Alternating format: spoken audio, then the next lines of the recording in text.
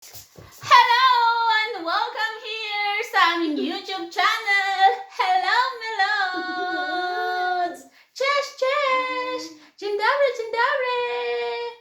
At ito na nga po, magagawa tayo ng video na kung saan ang aking before and after. Kasi I have plan na mag-exercise because if you can see, yan, para akong juntis.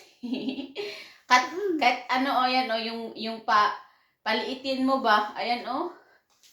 Look like I'm pregnant again.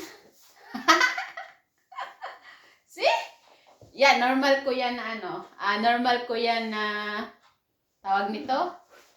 Yan, pag paliitin mo, tingnan mo, di ba? Ganun pa rin. Sinadya ko yung mag-dress na ganito para makita ko ba. Kasi nag-YouTube, nag-ano kami ba, dyan lang para ano. Nag-TikTok kami ng anak ko. Ba? Nakita ko yung sarili ko. Sabi ko, hoy!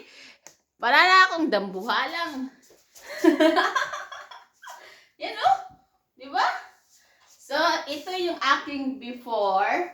It's ano ngayon, February 10. February 10, 2025. So, my plan, my plan is to have an exercise every day and I will see if lilis ba tong belly ko. Kahit mababawasan siya ng konti. Magkano? Ilan ba yung measurement ko? Kasi dati I am only 27 lang talaga. 27, 28, ganun, inches lang. Ngayon, ano na ako? Oh my gosh! Yeah! 35 inches! From 28 or 27, 28, 1, 2, 3, 4, 5, 6, 7 inches. Hala, 35. Oh my God, hindi na magkasya yung mga ano ko. Uy! Hindi na magkasya yung aking mga... Hindi na magkakasya yung aking mga ano nito. Pang summer.